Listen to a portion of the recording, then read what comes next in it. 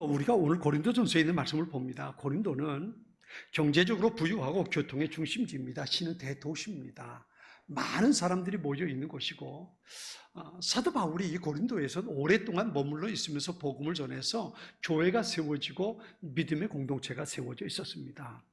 그런데 그 도시 자체의 분위기가 어떤 분위기냐면, 이 경제적으로 부유한 도시다 보니까 사람들이 돈에 쓸려 다니고요.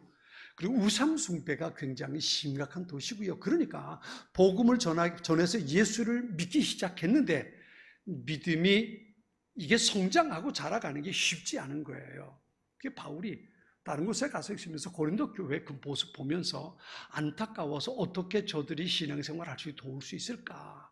그것을 염려하는 마음으로 고린도 교회에 편지를 써서 보낸 내용이 고린도 전서와 고린도 후서인데요. 이 내용 가운데 오늘 본문의 말씀이 있습니다. 어떻게 신앙생활 할 수 있을까? 어떻게 교회가 하나님의 교회로 든든하게 세워져 갈 수 있을까? 그것에 대해서 이야기하면서 강조하는 것이 무엇이냐면 복음을 전하는 겁니다. 복음을 전해야 교회가 든든해지고 복음을 전해야 개인의 신앙도 성장해 갈 수 있다는 것을 바울이 말하고 있는 겁니다. 이건 오늘 우리에게 주시는 소중한 메시지이기도 합니다. 왜 내 믿음이 안 자랄까? 우리 교회가 약할까? 한 가지로 바울을 통해서 말한다면, 바울이 전하는 메시지를 우리가 들을 수 있다면 그것은 복음을 전하는 것이 약해서 그렇다는 겁니다. 오늘 이 말씀을 통해서 세 가지를 한번 생각해 보겠습니다. 첫째로 바울은 복음을 전하는 것이 자기에게 사명이라고 말합니다. 오늘 보면 10절에 이렇게 말해요. 내가 복음을 전할지라도 자랑할 것이 없으면 내가 부득불할 일입니다. 그랬어요. 이 말씀을 세번역 성경은 이렇게 번역합니다. 내가 복음을 전할지라도 그것이 나에게 자랑거리가 될 수 없습니다. 나는 어쩔 수 없이 그것을 해야만 합니다. 그랬어요. 쉬운 성경은 이렇게 번역합니다. 내가 복음을 전한다 해도 자랑할 것이 없는 것은 그것이 내가 당연히 해야 하는 일이기 때문입니다. 그랬어요. 부득불이라는 말을 우리 개정개혁 성경은 번역을 했는데 세번역 성경이나 쉬운 성경은 어쩔 수 없이 그것을 해야 한다고, 당연히 그것을 해야 한다고 번역을 하고 있습니다. 그러니까 복음을 전하는 건 우리 믿음의 사람들이 해야 할 의무라는 겁니다. 반드시 하지 않으면 안 되는 것, 어쩔 수 이건 내가 피할 수 없는 것. 내가 예수 믿는 사람이라면, 내가 하나님의 사람이라면 하나님을 아버지라 부르고 예수님을 주님이라 부른다면 나는 복음을 전하는 사람이 되어야 한다는 겁니다. 그러니까 예수 믿는 사람, 그 사람은 무엇과 같으냐면 복음을 전하는 사람과 같다는 겁니다. 예수님께서 처음 오셔서 공생애를 시작하시면서 처음에 하신 메시지가 회개하라, 천국이 가까웠다는 이야기입니다. 이게 복음의 메시지입니다. 이게 복음의 메시지입니다. 여러분, 우리가 예수 믿는다는 것, 우리의 목적이 어디 있을까요? 예수 믿는 삶의 목적이 어디 있을까요? 물론 예수 믿음으로 내가 천국 가는 사람 됐다는 것 감사한 일이죠. 제가 여러분에게 종종 그런 말씀 드려요. 예수 믿는 목적이 천국에 가는 것이 100% 전부라면 내가 예수님을 나의 주님으로 고백하는 그 순간 하나님은 우리를 하나님 나라 데려가실 거예요. 내가 예수 믿어 천국 가는 게 이게 100% 전부라면 내가 예수 믿는 그 순간 하나님은 우리 하나님 나라에 데려가실 거예요. 그런데 그게 아니라 내가 예수를 나의 주님으로 믿고 내가 예수 믿는 사람이 되어서 천국의 소망을 가지고 살지라도 여전히 이 세상에 나를 남겨두신 이유가 있단 말이에요. 그게 뭐냐면 나를 통해서 복음이 전해지는 겁니다. 나를 통해서 복음이 전해지는 것. 이것을 위해서 하나님은 나를 이 세상에 여전히 남겨두는 겁니다. 그러니까 내가 예수 믿고 주님 앞에 가는, 내가 마지막 숨을 쉬는 그 순간까지 우리가 해야 할 가장 소중한 일이 있다면 그것은 복음을 전하는 일이라는 겁니다. 아멘? 여러분 믿으십니까? 그렇죠. 이 시간은 내가 잘 사는 시간이 아니라 그 시간은 내게 복음을 전하라고 하나님께서 내게 남겨주신 시간입니다. 내가 천국 가는 게 전부라면 내가 예수 믿는 그 순간 하나님 나라 데려가실 거예요. 너 됐어. 목표 달성해서 그래 이제 하나님 나라 가자. 데려가실 거라고요. 그런데 하나님 나라 데려가지 않고 여전히 이 땅에 남아 있어서 교회를 세우게 하시고 서로 교제하면서 믿음의 삶을 살게 하셔요. 목적은 한 가지예요. 나를 통해서 하나님 나라가 확장되고 나를 통해서 또 다른 영혼들에게 복음이 전해지는 겁니다. 여러분, 전도라는 게 뭘까요? 전도라는 게 뭘까요? 전도라는 건 한마디로 말하면 하나님께서 나를 얼마나 사랑하시는지, 이게 전부라고 말할 수 있습니다. 하나님 나를 사랑하신다는 것, 하나님의 형상대로 지음받은 인간들을 하나님께서 사랑하신다는 것, 얼마나 사랑하셨습니까? 하나님의 형상대로 지음받았다는 것 자체가 하나님의 사랑을 의미하는데요, 얼마나 사랑하셨습니까? 하나님께서는 우리가 지옥에 가는 걸 원치 않으셔요. 하나님의 형상대로 지음받은 우리가 인간이 지옥에 가는 걸 못 견뎌 하셔요. 그래서 하나님께서 세상에 오셔서 우리를 위해 십자가에 돌아가시고 하나님 나라 천국을 가는, 영생의 길로 가는 길을 열어놓으셨단 말이에요. 그리고 그 길로 초청하시는, 자, 여기 됐다. 내가 길을 열어놨어. 내가 다리를 놨어. 이제 이리 건너와. 이리 건너오면 네가 영원한 생명 얻을 수 있고, 이리 건너오면 네가 천국에 갈 수 있어. 이게 바로 전도입니다. 이게 바로 복음입니다. 이게 바로 복음이에요. 이것이 바로 복음을 전하는 겁니다. 하나님이 나를 사랑한다는 것. 그래서 내가 지옥 가는 것을 하나님께서 싫어하셔서 천국 갈 수 있는 길을 열어놓으셨다는 것. 그래서 예수 이름을 믿으면 우린 천국에 갈 수 있다는 것. 이것을 전하고 이야기하는 것이 전도라고 말할 수 있습니다. 저는 마태복음 28장 19절과 20절 말씀 참 좋아합니다. 이런 말씀이죠. 그러므로 너희는 가서 모든 민족을 제자로 삼아서 아버지와 아들과 성령의 이름으로 세례를 주고 내가 너희에게 명령한 모든 것을 그들에게 가르쳐 지키게 하여라. 보아라, 내가 세상 끝날까지 항상 너희와 함께 있을 것이다. 사람들이 이 뒤에 있는 말씀만 참 좋아해요. 세상 끝날까지 하나님, 주님께서 우리와 함께 하신대요. 이것만 좋아해요. 그런데요, 이 말씀의 본래 의도는 뭐냐 하면, 내가 또 다른 사람에게 복음을 전하는 그 자리, 그 현장에 주님께서 나와 함께 하시겠다는 거예요. 하늘과 땅의 모든 권세를 가지시고 세상의 모든 것을 가능케 하시는 그 권세를 가지시고 내가 복음을 전하는 그 자리에 나와 함께 계시겠다는 거예요. 이것이 바로 우리가 복음을 전할 수 있는 담대함이라고 말할 수 있습니다. 하나님을 기쁘시게 하고 하나님을 섬기고 하나님 앞에 충성된 자로 복음을 전하는 사람, 그 사람의 삶 속에 하늘과 땅의 모든 권세를 가지신 그분께서 함께 하시겠다는 겁니다. 여러분이 직장이나 가정이나 어느 곳에 어떤 순간에든지 전도의 사명 감당하기 위해서 복음을 들고 나서는, 그래서 하나님 보시기에 멋진 하나님의 사람으로 살아가는 하나님의 사람들 될 수 있기를 축원합니다. 이것이 우리가 가져야 할 소중한 모습입니다. 복음을 전하는 것, 그리스도인에게 해도 되고 안 해도 되는 것이 아니라 살아 숨 쉬는 동안 반드시 해야 할 일이라는 것, 바울이 우리에게 첫 번째로 말씀해 줍니다. 두 번째는요, 그 사명을 감당하지 않으면 화가 있을 거라는 거예요. 오늘 보면 16절은 이렇게 말합니다. 만일 복음을 전하지 않으면 내게 화가 있을 것이미로다 그랬어요. 내가 복음을 전하지 않으면 화가 내게 미칠 거라는 겁니다. 여기 화라는 건 슬픔을 겪고 고통에서 탄식하게 된다는 겁니다. 다시 말하면 내게 있는 것이 사라져 간다는 거예요. 하나님께서 내게 은혜를 주셨고 하나님께서 내게 복을 주셨는데, 하나님께서 내게 살아갈 수 있는 내 삶의 환경을 주셨는데, 하나님께서 내게 건강을 주셨는데, 하나님께서 내게 경제적인 삶을 주셨는데, 내가 그것을 가지고 복음을 전하지 않는다면 하나님께서 내게 주신 그것들이 사라져가고 잃어버릴 수밖에 없게 된다는 겁니다. 하나님께서 내게 주신 복이 사라져 간다는 겁니다. 이게 바로 화를 당한다는 겁니다. 전도하라고 하나님께서 내게 주신 것인데 내가 그것을 가지고 복음을 전하지 않는다면 하나님께서 그것을 도로 거두어 가신다는 거지요. 여러분 생각해 보세요. 직장 생활하는 분들 생각해 보세요. 직장에서 왜 여러분에게 월급을 주십니까? 직장에서 왜 월급 줄까요? 직장에서 왜 사무실을 마련해 주고 일할 수 있도록 팀을 구성해 주고 그리고 매달 월급을 줄까요? 이유는 한 가지죠. 일해서 돈 벌라고. 그죠? 돈 벌라고. 그래서 일을 맡겨주고 월급을 주는 거예요. 그런데 만일 돈을 벌지 못한다면, 그에게 주어진 업무를 제대로 해내지 못한다면 무슨 일이 벌어질까요? 어느 날 갑자기 책상이 사라지는 거예요. 당신은 더 이상 우리 회사에 필요 없습니다. 내보내는 겁니다. 여러분, 이게 화입니다. 하나님께서 우리를 하나님의 자녀 삼아주시고 우리가 살아가는 동안 살아갈 수 있는 모든 환경과 여건을 하나님께서 우리에게 허락해 주셨어요. 가정도 주셨고 시간도 주셨고 건강도 주셨고 재능도 주셨고 물질적인 환경도, 이 많은 것들을 우리에게 주셨어요. 만일에 그것 가지고 하나님께서 내게 기대하고 계시는 복음을 전하는 일을 하지 못한다면, 열매를 맺지 못한다면 하나님 어떻게 하실까요? 됐어, 여기까지야. 됐어, 그거 다 내놔. 내가 그 일을 하는 사람에게 줄게.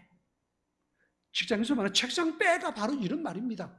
내놔. 내가 가져다가 더 잘하는 사람에게 줄 거야. 여러분, 달란트 비유가 그거 아닙니까? 한 달란트 받은 종에게 그거 빼앗아서 5달란트 받은 종에게 주는 거예요. 더 잘할 수 있는 사람에게 줄 겁니다. 이게 바로 복음을 전하지 않는다면 화가 임한다는 게 그겁니다. 우리가 복음을 전하는 이 사명이 주어졌는데 이것을 제대로 감당하지 못하면 하나님께서 우리에게 있는 것조차 약화시켜 버리고 만다는 겁니다. 우리를 그렇기 때문에 우리는 복음을 전하는 이 사명을 내가 할 수 있는 시간이 되건 되지 않건, 그렇죠? 그것과 상관없이 복음을 전하는 일은 우리가 절대로 포기하지 말아야 되는 겁니다. 세 번째는요, 그래서 복음을 전하는 사람에겐 하나님께서 상을 주신다는 거예요. 오늘 보면 이렇게 말씀하십니다. 내가 내 임의로 이것을 행하며 상을 얻으려니와 임의로 아니한다 할지라도 나는 직분을 맡았노라. 내가 임의로 행하면 내가 상을 얻을 것이다 라고 말해요. 그러니까 이것이 내게 주신 사명이라는 것을 깨닫고 내가 복음을 전하는 자로 살아간다면 하나님께서 내가 복음을 더 잘 전할 수 있도록 상을 주신다는 거예요. 요한복음 15장에 보면 포도원의 비유를 포도원에 대한 말씀을 하시면서 그렇게 말씀하세요. 열매를 맺지 않는 가지는 잘라버리겠지만, 그렇죠? 잘라서 태워버리겠지만 열매를 맺는 가지는 어떻게 한다고 하셨나고 기억하십니까? 열매를 맺는 가지는 더 많이 맺게 하기 위해서 손질해 주는 거예요. 손질해 주는 겁니다. 이게 바로 상입니다. 하나님께서 내가 복음을 전한다면 복음을 전할 수 있도록 하나님께서 더 많은 것을 우리에게 주신다는 겁니다. 이 말씀을 이렇게 번역합니다. 내가 만일 자원해서 복음을 전한다면 당연히 보수를 받을 것이다 라고 말씀합니다. 내가 기쁨으로 하나님께서 내게 이 사명 주셨으니까 내가 어떻게든 복음을 전하기 위해서 헌신하고 힘쓴다면 그렇게 해서 열매를 맺을 수 있도록 하나님께서 내 환경을 정리해 주시고 내가 복음을 전할 수 있도록 더 많은 것을 채워주시고 내가 복음을 전하는 그 기쁨을 누릴 수 있도록 하나님께서 내게 복을 더해 주신다는 겁니다. 하나님께서는 충성하는 종들, 하나님의 택함 받은 사람들에게 먹고 마시는 삶의 문제를 보장해 주십니다. 하나님을 잘 믿는 나라가 부강해집니다. 하나님을 잘 믿는 가정이 화목합니다. 하나님 앞에 충성된 사람이 하나님의 복을 받아 누리는 겁니다. 사도 바울은 하나님의 일을 맡은 청지기로 주신 사명, 복음을 기쁘게 감당하면서 하나님께서 하나님을 더욱 기쁘시게 해드리는 그런 삶을 살아갔던 겁니다. 마가복음 10장 29절과 30절에 보면요, 예수님께서 하신 이런 말씀이 있어요. 내가 너희에게 진정으로 말한다. 나와 복음을 위해서 자기 집과 형제, 자매, 아버지, 어머니, 자식 또는 밭을 버린 사람은 이 세상에서 핍박과 함께 집, 형제, 자매, 어머니, 자녀 그리고 밭을 100배로 받을 것이다. 그리고 오는 세대에서는 영원한 생명을 얻을 것이다 그랬어요. 하나님께서 내게 주신 것 가지고 복음을 전하는 그 사람에게 하나님께서 100배로 축복해 주신다는 거예요. 그러면서 뒤에 31절에 이어서 이렇게 말씀하세요. 첫째가 꼴찌 되고 꼴찌가 첫째 되는 사람이 많을 거다 그랬어요. 무슨 말이에요? 먼저 예수 믿었다고 하는 사람보다 나중에 예수 믿었지만 복음을 전하는 그 사람이 첫째가 될 수 있고, 신앙생활은 예수를 믿은 지 오래됐지만 복음을 전하지 않으므로 하나님 앞에 꼴찌 되는 일들이 일어나게 될 거라는 겁니다. 저는 여러분이 하나님 앞에 꼴찌가 아니라 첫째 되는 사람 되기를 축원합니다. 하나님 앞에 첫째 되는 사람 돼야 돼요. 그렇죠? 교회는 오래 다녔는데 꼴찌 되는 게 아니고요. 정말 교회는 오래 다녀서 직분은 가졌는데 하나님 앞에 줄 서기 위해서 맨 꼴찌 서는 사람이 아니라 교회 다닌 지는 얼마 되지 않았지만 직분은 그리 있지 않아도 내가 전도하는 일에 열심을 내어서 하나님 앞에 첫째로 인정받는 그런 사람들 될 수 있기를 축원합니다. 지난 주일에 하나님께서 가장 기뻐하시는 일이 멸망의 일 가고 있는 한 영혼을 소중하게 여기고 또 그에게 복음을 전하는 것, 그것이 하나님께서 가장 기뻐하시는 일이라는 것, 그것에 대해서 말씀을 드렸습니다. 복음을 전하는 것, 전도하는 것, 하나님께서 가장 기뻐하시는 일입니다. 이것은 우리가 반드시 해야 할 거룩한 사명입니다. 그 사명을 감당하는 사람을 하나님께서 소중하게 여기시는 겁니다. 우리 모두 그 사명 마음에 담고 살아가는 하나님의 사람들 될 수 있어야 합니다. 중요한 건 내가 그 하나님의 마음, 한 영혼에게 복음을 전할 마음을 갖고 있느냐는 겁니다. 아무리 1000마디 만마디를 들어도 내 마음에 복음을 전할 마음이 없다면 그건 하나님 얘기고 난 상관없어. 그리고 살아간다면 그 사람이 하나님께서 주시는 복을 받을 수 있을까요? 중요한 건 그겁니다. 하나님께서 그렇게 원하시고 하나님께서 그렇게 기대하시고 하나님께서 그렇게 소중하게 여기시는 그 일을 내가 소중하게 여기고 살아가야 한다는 겁니다. 난 할 수 없어, 난 못해, 이게 아니고요. 이게 아니고 내가 어떻게 이 사명을 감당할 수 있을까? 이 마음을 우리가 가질 수 있어야 한다는 겁니다. 전도의 원리는요, 전도의 원리는 심은 대로 거둔다는 겁니다. 고린도후서 9장 6절에 이렇게 말씀하세요. 이것이 곧 적게 심은 자는 적게 거두고 많이 심는 자는 많이 거둔다는 말씀이라는 거예요. 심으면 무엇을 심든지 때가 이르던 늦던 열매를 거두는 건 당연한 겁니다. 거두지 못하는 이유는 뭐예요? 심지 않으니까 거두지 못하는 겁니다. 왜 열매가 없어요? 심지 않으니까 없는 거지요. 전도에 열매가 없는 건 심지 않았기 때문에 그렇습니다. 어떤 분이 그런 말을 해서 제 마음에 아픔이 있었는데요, 교회가 성장하지 않는 이유는 한 가지밖에 없다는 거예요. 다른 거 없어요. 한 가지밖에 없다는 거예요. 전도하지 않으니까 교회가 성장할 수 있느냐는 거예요. 전도하지 않고 교회가 성장하는 법은 없다는 거예요. 심지 않았는데 거둘 게 있겠습니까? 적게 심든 많이 심든 심어야 거둘 수 있는 거지, 적게 심으면 적게라도 거둘 수 있고 많이 심으면 많이 거둘 수 있다는 거잖아요. 이게 전도의 원리거든요. 우린 이것으로 심어야 합니다. 복음의 씨앗을 심어야 돼요. 한 사람에게 심든지 10사람에게 심든지 심어야 합니다. 많이 심는 교회가 많이 성장하는 거고 적게 심는 교회가 적게 성장하는 거예요. 안 심는 교회가 성장하지 않는 거예요. 하나님께서 가장 기뻐하실 일을 내 마음에 품고 감당하기를 소원할 수 있어야 한단 말이에요. 요한 웨슬리 목사님이 감육의 시초지요. 요한 웨슬리 목사님이 깊은 산속을 지나가다 강도를 만났대요.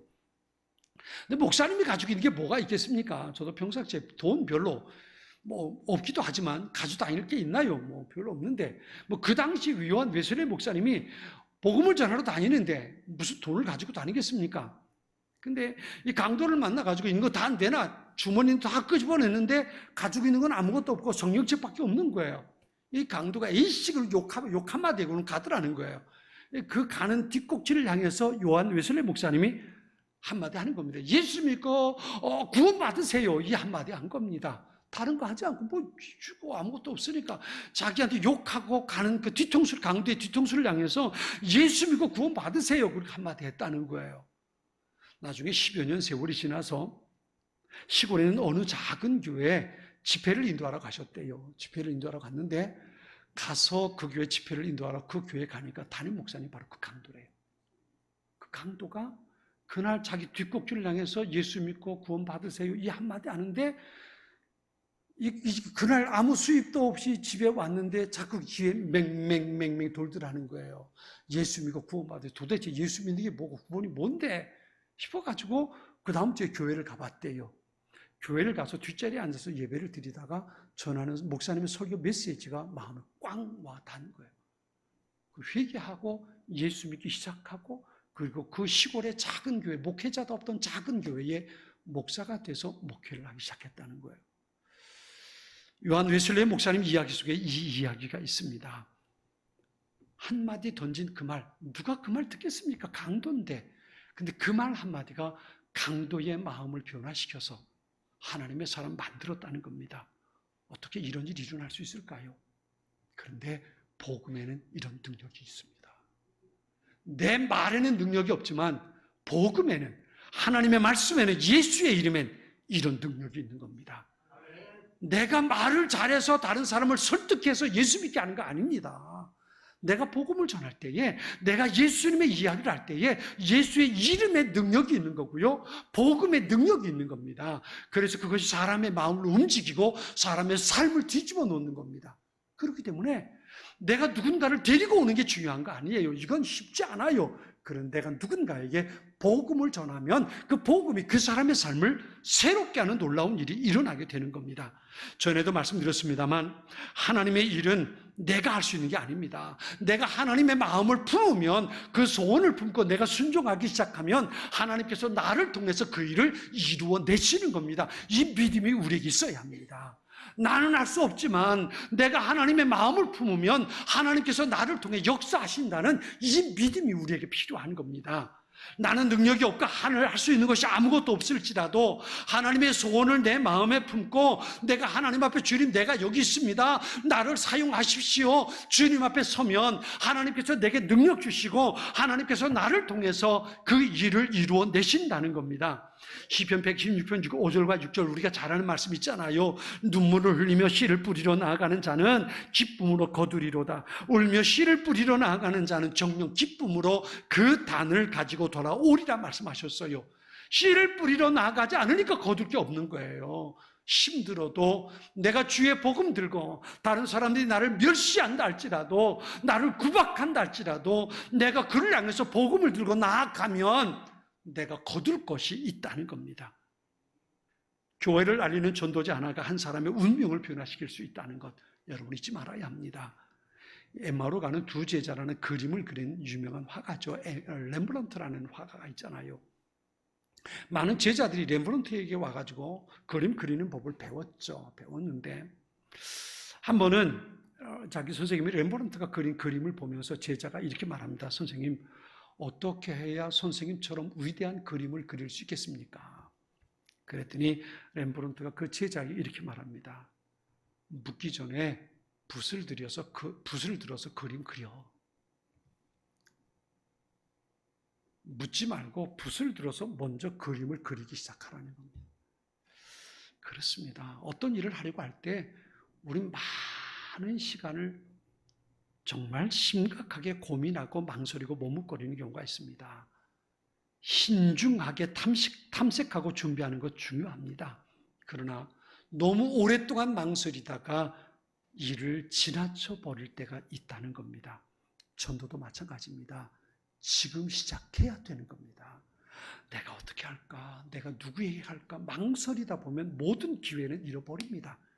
하나님께서 내게 말씀을 주실 때 맞아, 지금 하자, 그리고 나서야 되는 겁니다. Just do it 이라는 표가 있습니다. 이게 어느 이제 스포츠 용품 회사에서 썼던 광고 멘트인데요. Just do it 그랬어요. 이게 무슨 말이냐면 그냥 해, 지금 해버려, 이 말입니다. 지금 해버려, 이런 얘기예요. 지금 당장 하라는 얘기입니다. 제가 이 말이 스포츠 용품 그 광고 멘트지만 늘 신앙생활하면서 마음속에 있습니다. Just do it, 지금 하자. 기도 지금 하자, 지금 하자. 전도 지금 하자, 지금 하자. 사람 만나는 거 지금 하자, 지금 하자. 뒤로 미루지 말고 지금 하는 거예요. 우리 복음을 전하는 것도 마찬가지입니다. 복음 전하는 것도 내게 하나님께서 메시지를 주셨을 때에 하는 겁니다. 지금 하는 겁니다. 망설이지 말고 어떻게 할까, 언제 할까 계획 잡지 말고 지금 하는 겁니다. 내가 만나는 사람, 늘 보는 사람 작정하고 그들에게 복음을 전하는 것, 그것이 우리에게 필요한 겁니다. 우리 같이 한번 따라서 할까요? 내가 기도하면 하나님 역사하시고 내가 전하는 말 한마디가 그의 인생을 변화시킨다. 다시 한번 할까요? 우리 안 하는 말 안 하는 분이 두 분 계신데 다시 한번 따라해요. 내가 기도하면 하나님 역사하시고 내가 전하는 말 한마디가 그의 인생을 변화시킨다. 아멘? 아멘. 지금 당장 하나님께서 내게 주신 복음 들고 누군가에게 복음을 전하기 위해서 작정하고 그를 위해서 기도하고 그에게 복음을 전할 수 있는 하나님의 사람들이 될 수 있어야 합니다. 우리 같이 눈을 한번 같이 감겠습니다.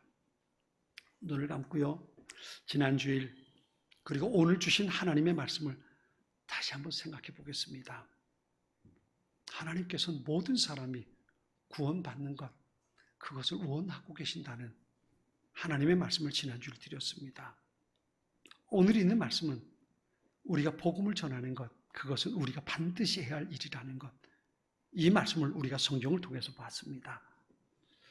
오늘 하나님께서 내게 원하시는 것은 하나님의 마음을 품고 누군가에게 복음을 전하는 것입니다. 한번 마음속에 생각해 보세요. 하나님께서는 나를 통해 누구를 만나길 원하실까? 하나님께서 나를 통해서 누구를 만나고 싶어 하실까? 한번 가만히 생각해 보세요. 누구를 내게 보내주셔서 내가 하나님께서 나를 통해 누구를 만나고 싶어 하실까? 하나님께서 기다리고 계신 그 영혼이 누굴까? 여러분 마음속에 한번 생각해 보십시오. 지금은 선교 헌금 시간입니다. 이 예배를 통해 삶 가운데 은혜와 회복이 충만하시길 간절히 기도합니다.